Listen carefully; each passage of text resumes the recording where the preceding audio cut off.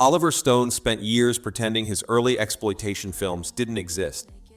Actors from one of these movies even tried suing their way off the credits. John Waters went as far as calling his film cinematic terrorism. And Tarantino? He admitted there's one exploitation flick he's too scared to watch. Forget being banned, these 70s films were so wild, even the filmmakers tried to erase their tracks. Take this one, which came out swinging with an X rating, and you can see exactly where Tarantino lifted some of his moves. The premise is sleazy, even by 70s standards. You've got an up-and-coming actress murdered during a twisted, erotic game devised by a sleazy exploitation director. Oh, and she's also the lover of another producer. That woman? She wants revenge, so she grooms a new actress to be used as bait to get back at the guy who killed her lover. This early sexploitation flick was co-written by a desperate young Oliver Stone trying to claw his way into the industry, and yes, produced by him too. Years later, once he hit it big, Stone would pretend sugar cookies never existed. Directed by Theodore Gerson, a theater director who aimed to make a mark by ripping off Vertigo, but added in lesbians, murder plots, and plenty of nudity. Once Stone became famous, sugar cookies slipped into cult classic territory. This one became notorious worldwide, banned in places like Germany, Australia, and beyond. And somehow, it spawned multiple sequels.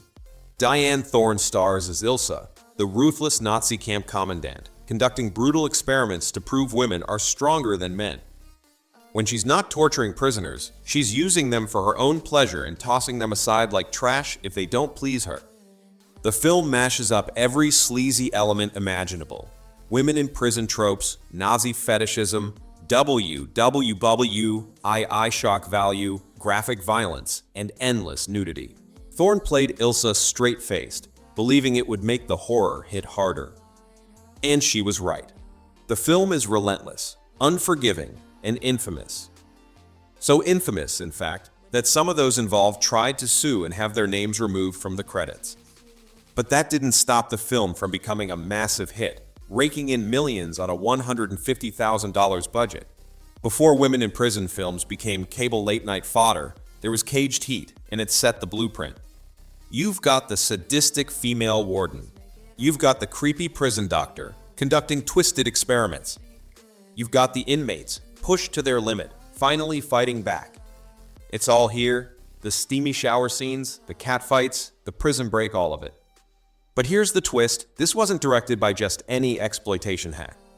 It was directed by Jonathan Demme, a young filmmaker who would later win Oscars for Silence of the Lambs.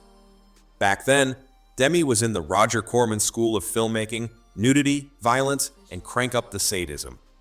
He gave Corman exactly what he wanted, but beneath the trashy surface, Demme snuck in flashes of progressive ideas about the inmates uniting and taking control. Critics noticed. Caged Heat was even called strangely progressive in some reviews, which, for a low-budget women in prison flick, is pretty impressive. The movie launched Demme's career, helped him escape the gutter, and landed him in Hollywood's major leagues. Pink Flamingos isn't just notorious, it's a full-on act of cinematic terrorism. And that's not hyperbole, that's literally how John Waters described it.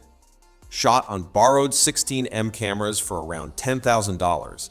With friends as cast members, Waters made a film designed to be one of the most disgusting movies ever put to film. The story revolves around Divine, a Baltimore criminal and full-time queen of filth, going head-to-head with a rival couple desperate to dethrone her as the filthiest person alive. It's gross. It's subversive. It's over-the-top trash, real animal abuse, public indecency, and the infamous dog crap scene. It got an X rating, later an NC-17, and somehow ended up in the Criterion Collection. Banned in multiple countries, censored in others. You don't start your John Waters education with this one unless you're already seasoned. For newcomers, maybe ease in with Crybaby first. Here's one that doesn't get talked about enough, The Arena. Starring Pam Grier, but not your usual blaxploitation fare. Instead, it throws her into ancient Rome.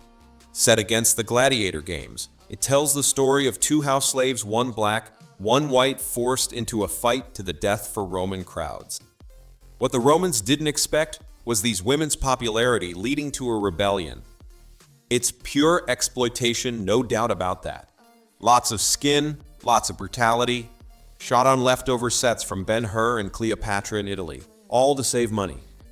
Rushed into drive-ins before anyone had a chance to figure out what it really was. Pam Grier herself called it fun trash. If you thought Tarantino invented Kill Bill out of thin air, think again. They call her One Eye, also known as Thriller, a cruel picture, did it first, right down to the eye patch.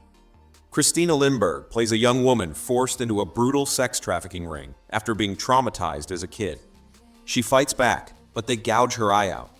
They beat her into submission, but she bides her time.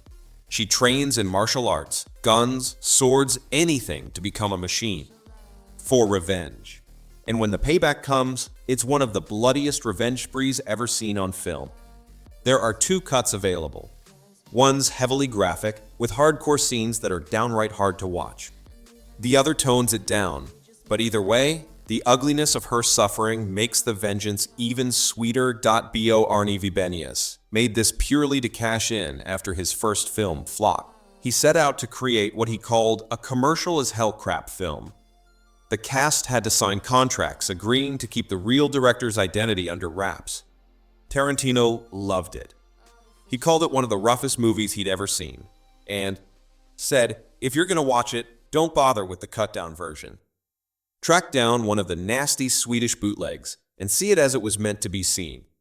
This one's a little different from the rest. It's still exploitation, but with more fun. Produced by Roger Corman and directed by Joe Dante in his debut, Hollywood Boulevard is a meta-love letter to B-movie filmmaking. The story is about a young woman chasing stardom in Hollywood, only to end up working for a hopeless, accident-prone, low-budget movie company. We're talking deadly accidents on set, lost actors, and crew members, the whole chaotic mess. Roger Corman challenged Dante and Alan Arkush to make a movie in 10 days using leftovers from New World Pictures archive. They shot it for under $60,000, reused explosions, stolen sets, and cameos from Corman regulars. It's total chaos, but somehow it works. And it paid off. Hollywood Boulevard helped launch Dante's career and led him to bigger projects like Piranha and Gremlins. Blacula was originally just another quick cash-in on the blaxploitation craze. But William Marshall had other ideas. He made the character real, dignified, and tragic. He didn't want a clown, he wanted a prince. That decision saved the movie. Blacula tells the story of an 18th century African prince turned into a vampire by Dracula, waking up in 1970s Los Angeles. It's schlocky. Sure, you can see the wires holding up the rubber bats. But that's part of its charm. It was a massive hit in 1972, cracking the top 10 at the box office and making real money. And for the first time, American horror had a serious black lead. It even got a sequel, Scream, Blacula, Scream with Pam Grier. Not as good, but still worth watching. When it comes to pure exploitation, Russ Meyer is a must. And Super Vixens is him at his wildest. There's no MPAA rating here. It couldn't even fake it. Too much nudity. Too much of everything. Still banned in some cities for indecency. The story is thin. A gas station attendant gets framed for murder, goes on the run, and ends up encountering a parade of big busted women and total lunatic. That's about it. Shot for $750,000. Partially funded by Meyer himself. No script supervision, no oversight, just pure madness. Explosions, fistfights, nudity. Meyer knew exactly what he was doing, pushing the limits of what 75 would allow. The lead actor? The same guy who played the sleazy Murdoch in Rambo. Perfect fit for this wild mess of a movie. And no exploitation list would be complete without I Spit on Your Grave. This one's infamous for a reason. Originally called Day of the Woman, it follows a young writer, played by Camille Keaton, who's attacked, humiliated, and left for dead by a gang of men. She survives and spends the rest of the film exacting brutal, step-by-step revenge. Director Meir Zarchi claimed he made it after helping a real-life assault victim. You can tell he didn't make it easy. To watch.its ugly.its vicious, and its pure 1970s Grindhouse in every frame. Critics hated it.